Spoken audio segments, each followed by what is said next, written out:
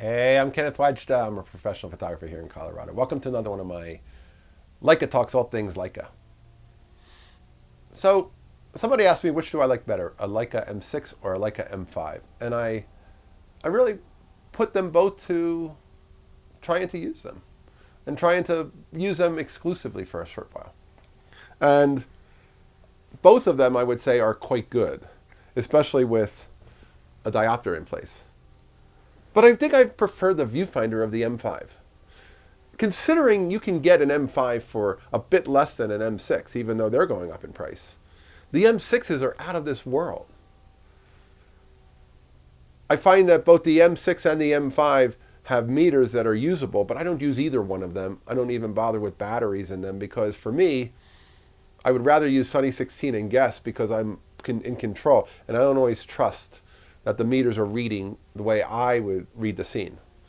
And you might say, that's crazy. Why would you have a camera with a meter and not use the meter? But to me,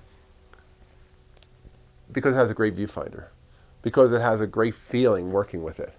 This has a little 35 millimeter f1.4 Summilux on it, and look how small it is. I'm not a big fan of lens caps and straps, and this one happens to be one that I do have a lens cap on, because with Leicas you have to be a little bit careful that you're not sitting it on the car seat pointing at the sun and burning a hole in the shutter curtain, since it doesn't have a mirror to block the light.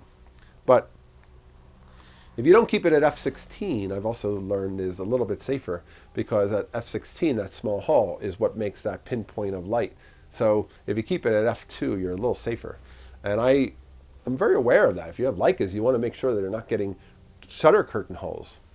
And back and forth, M6, M5, M6, M5. M6 has that traditional build look and the style. The M5 is a tank of a camera. I have big hands. I like big cameras. I like big grips. And if I had to choose between the two, after using this, both with diopters, so I'm always shooting like this, and the fact that I see the shutter speed in the viewfinder on the M5, which I don't on the M6, the fact that there's a meter on the bottom of the frame in a match needle situation instead of in the red arrows on the M6, to me it just is simpler. And the fact that it's got the overhanging shutter speed dial, you can change the shutter speed and see what you're changing it to in the viewfinder. Whereas on the M6, you have to turn it and take a look at what you're putting it on. So to me, this is the bargain, and it's also maybe the better choice. It's the one that I find I pick up more, again, because of grip, the odd vertical hanging strap, although you can put the strap on here and make it horizontal. But everything about this is, it may be underdog, but it works. The viewfinder is sharp. The viewfinder is clear. Some people say the M6 viewfinder is more prone to flare, which I don't have that situation. I don't see that. But the M5 viewfinder I just like.